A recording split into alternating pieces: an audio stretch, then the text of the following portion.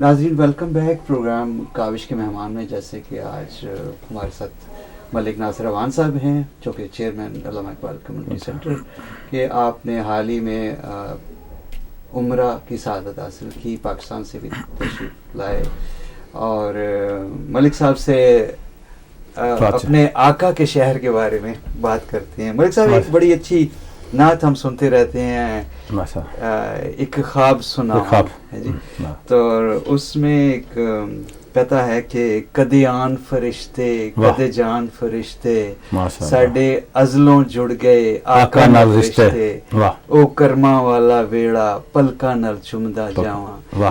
تو جب آپ وہاں پہ تھے اس طرح کے احساسات آپ کو بھی؟ میں کہتا ہوں کہ جب میں گیا ادھر پہنچا رات کے میرے خیال کو 12 بجے تھے جی، مجھے دوست کہنے لگے آپ ہوٹل پہ آرام کر لیں. اچھا، میں نے کہا ادھر دیکھو آرام کرنے تو نہیں، ادھر سرکار کو سلام کرنا ہے اور آرام کہاں بھائی. جی جی جی، پہلے جا کے سرکار کی بارگاہ میں عاجزانہ سلام حاضری پیش کی. آپ کی جیسے کہہ رہے ہیں کہ بندے کا تو اس وقت بندہ ٹوٹلی چینج ہو جاتا ہے جب سرکار کے شہر میں جاتا ہے نا، تو بندہ بالکل ساری چیزیں بھول کے ایسا ہی ہوتا ہے کہ جیسے میں ریئل آپ کے سامنے پیش ہوں آپ کی بارگاہ میں. تو اس طرح جو ہے نا وہ عاجزانہ طور پہ بندہ جو ہے نا وہ دل کرتا ہے کہ پہلے سلام کر کے پھر بعد میں کھانے کا ہو جائے گا، رہائش کا، سونے کا، یہ وہ سارا کم چلتا رہتا ہے، ساری زندگی ہی کرتے ہیں.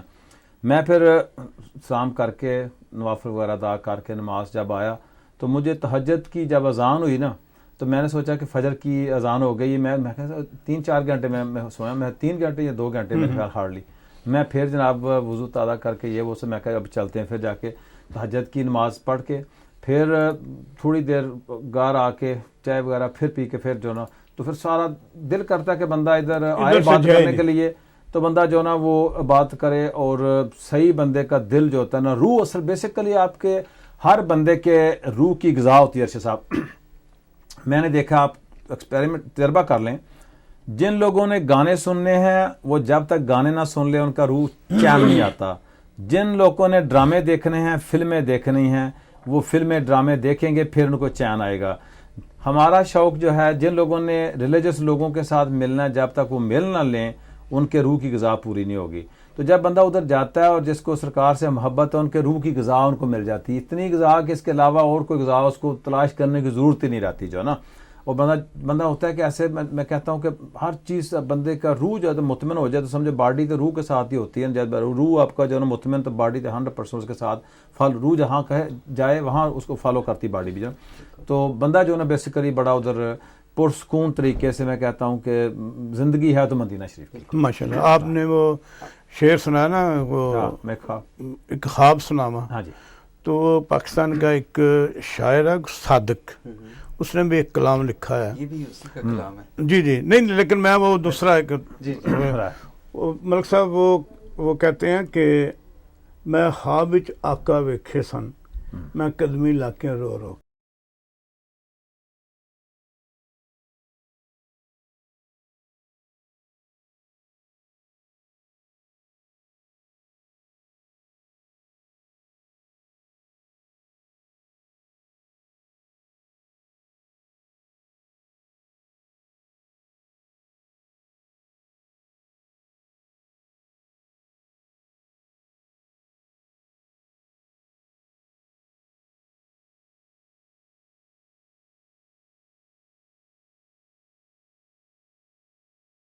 رائٹ.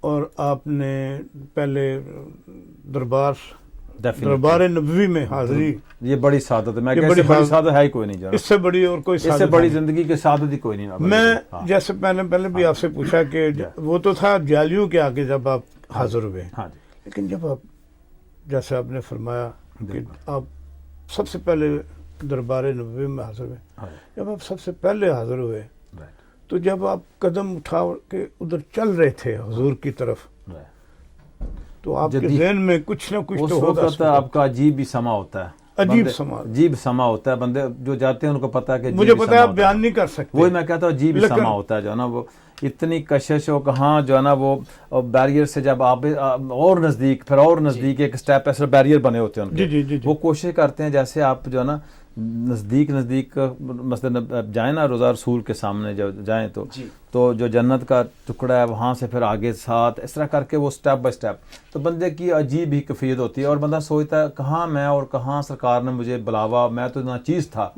تو یہ بڑی قسمت کی بات ہے. اصل میں بات یہ ہے کہ پھر جیسے زیارتیں میں آپ کو جیسے سوال کرتے ہیں میں آپ کو بتاتا ہوں، جیسے زیارتیں بندہ جاتا ہے تو جہاں سرکار کے قدم لگے، جب پہلے دفعہ گئے جہاں سرکار کو ویلکم کیا گیا تو وہ کنواں ابھی بھی پانی چل رہا ہے ساتھ.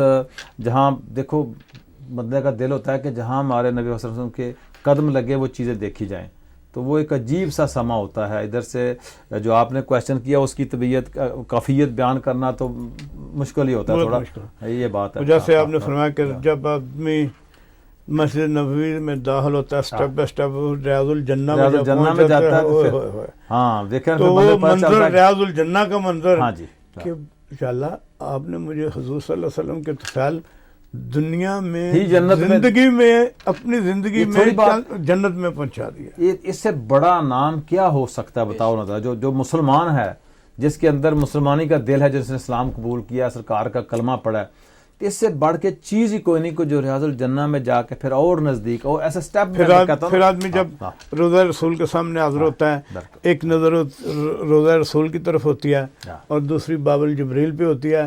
بندہ دے یہاں سے جبریل آتے تھے، دیکھو یہ وہ مناظر ہے، یہ حجرہ عائشہ اما عائشہ اور یہاں سے جبریل آتے ہیں اور درمیان میں یا اللہ تو نے مجھے توفیق دیا کہ میں بھی کھڑا ہوں. واہ، یہ اس وقت بندے کی عجیب کیفیت ہوتی ہے. جی آپ کچھ فرما رہے بس تھے. وہی میں کہہ رہا تھا کہ جب انسان خانہ کعبہ میں جاتا ہے کہ ساری زندگی پہلی دفعہ میں کہہ رہا ہوں خانہ کعبہ اپنے اللہ کے گھر میں کہ جس اللہ کی عبادت ہم کرتے ہیں. ہاں بالکل.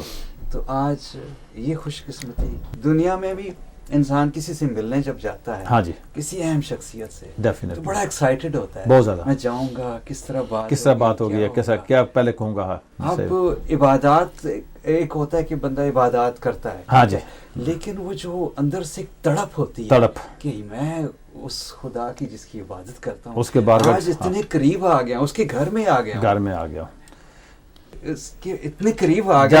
آج جو میں بات کروں گا اللہ تعالیٰ مجھے اور بڑے اپنائیے سے سنیں گے. تو ہمارا تو پرپز یہ تھا کہ تمام دوستوں کے لیے یقین کریں کہ بھئی دعائیں، کیونکہ اگر کسی اپنے مسلمان بھائی کے لیے اللہ کے حضور بغیر کسی مقصد کے دعا کی جائے تو اللہ کے فرشتے جو ہے نا وہ کہتے ہیں، خوش ہوتے ہیں، اللہ تعالیٰ کو بتاتے ہیں کہ یہ فرشتے جو شیطان کہتا تھا جنگ و جدل کریں گے، لیکن یہ ان میں وہ بھی لوگ ہیں نا جو اپنے بھائیوں کے لیے، اپنے دوستوں کے لیے، ان کے لیے دعا کر رہے ہیں. تو ہمارا تو مقصد ہی یہ تھا کچھ لوگوں کے نام لے کے، کچھ نام بغیر بھی جو دوست ہیں سب دوستوں کے لیے دعائیں جو نا کی ہیں ہر جگہ پہ کھڑے ہو کے جو نا. اور پھر اسی طرح مدینہ منورہ آقا کے وہی آپ میر صاحب نے ریاض الجنہ اور ماشاءاللہ ادھر بھی موقع ملتا ہے دعائیں کرنے کا. اور یعنی انسان کا اللہ کے بعد جو ہے نا دنیا پھر آخرت میں بھی، ہاں جی، اللہ تعالیٰ ہم جو جن گناہوں میں ساری زندگی پڑے رہتے ہیں تو ہماری بخشش کا سامان بھی آقا کریں گے. دیکھو میں جیسے پہلے کیا کہ جس کو سرکار جن کو بخشنا ہوتا ہے نا یا بخشوانا ہوتا ہے وہ سرکار ان کو کہتے ہیں آؤ میرے پاس، تمہیں ان کو موقع دیا جاتا ہے، ان کو نماز کا بھی موقع دیا جاتا ہے. اللہ تعالیٰ بلاتا ہے کہ نیک، دیکھو جن کے دلوں پہ مہریں ہیں وہ تو کبھی نہ آئیں گے، نہ ان کو دل پہ مہریں لگا گئی. قرآن پاک کا جو ہے نا وہ فرمانے کہ ان کے دل مہریں لگی ہوئی وہ نہیں آ سکتے. اللہ تعالیٰ کا جو بلاتا ہی ان لوگوں کو جن کو اللہ تعالیٰ نے جو ہے نا وہ جن کا پرچہ پاس کرنا ہوتا ہے نا. ہمارا تو یہی یقین ہے کہ جن کو سرکار جو ان کے روزہ ریاض الجنہ میں بندہ پہنچ گیا اور پھر نیک نیت کے ساتھ بندہ جو ہے نا تو آگے آئندہ دیکھو گناہ جو ہوتا ہے نا وہ کسی بندے نے یہودی نے کسی کو پوچھا مسلمان کو جب آپ نماز میں جاتے ہیں تو آپ سارا حساب کتاب نماز میں ہی کرتے ہیں جو ہے نا پوری آپ کو مطلب پرچہ کھول دیتے ہیں. تو حضرت علی نے کہا بھائی دیکھو کوشچن ان کے پاس گیا، ان کا جس گھر میں کو سونا ہوتا ہے وہاں ہی چور چوری کرتا ہے. تو جس دل کے اندر ایمان کی رتی ہے نا وہاں شیطان بھی وہی حملہ کرتا ہے. تو اس لیے انہوں نے کہا کہ آپ اپنی نماز قائم رکھیں، آپ پریشان نہ ہوں کیونکہ آپ کے ایمان کی رتی ہے. جب بندہ غلطی کر کے دوبارہ جو ہے نا پھر توبہ کرتا ہے تو اس کے اندر ایمان کی رتی ہوتی ہے. جس کے اندر ایمان کی رتی نہیں ہوتی اس کو پھر ڈیل دے دی جاتی ہے, اس کے ان کے دلوں پہ مورے لگ جاتی ہے پھر جو ہے نا. سب بات پتہ کیا ہے, نبی کریم صلی اللہ علیہ وسلم نے فرمایا کہ جب خانہ کعبہ پہ آپ کی پہلی نظر پڑے تو آپ جو کچھ مانگنا ہے وہ مانگیں. اس میں ایک تھوڑا سا میں آپ کو کلیئر کروں کہ دنیاوی لوگوں کے پاس آپ جاتے ہیں تو اپنی حاجت کوئی لوگ مانگ کرتے ہیں تو اس کی مرضی ہے دے یا نہ دے, ڈیفینیٹلی.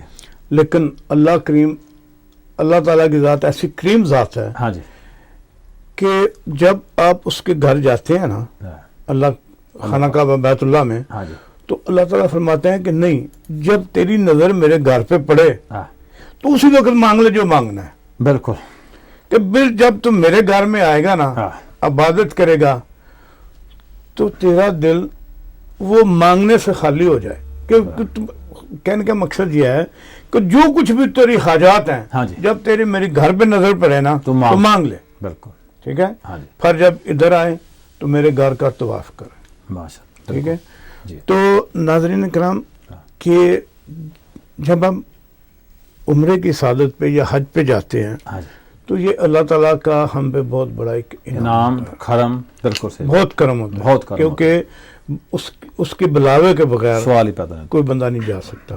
اور اسی طرح جب آپ روزہ رسول کو پہلی دفعہ دیکھیں نا, آپ کی پہلی نظر پڑے تو یقین کریں کہ کہتے ہیں کہ جب آپ خانہ کعبہ میں جاتے ہیں نا اللہ کے گھر میں, تو آپ پہ ایک حیبت طاری ہوتی ہے اللہ کی جلالت کی. اللہ پاک جس نے جو پوری کائنات کا مالک ہے, خالق ہے. بالکل. اور جب آپ مدینہ شریف میں جاتے ہیں نا تو آپ کو ایک قدرتی راحت, جیسے آپ ایک بچہ ایک ماں کی گود میں نہیں آ جاتا, اس طرح بتا, تو ایسے ہی مدینہ میں جب بندہ پہنچتا نا تو وہ ایسے ہی سمجھتا کہ وہ رحمت کی آغوش میں آ گیا. رحمت کی گوش میں, بالکل صحیح. ٹھیک ہے, بالکل صحیح بات ہے. جیسے کہ پروگرام کے پہلے سے میں نے عرض کیا تھا کہ نبی کی کوئی غلطی ہو جائے, صحابہ کرام کوئی غلطی ہو جائے, کچھ بھی ہو جائے, خود کہا تو اللہ تعالیٰ نے فرمایا کہ میرے حبیب کے پاس آ جاؤ. ایک صحابی رسول تھے تو ان پہ ایک حدود نافذ ہو گئی. میں زیادہ ڈیٹیل میں نہیں جاتا.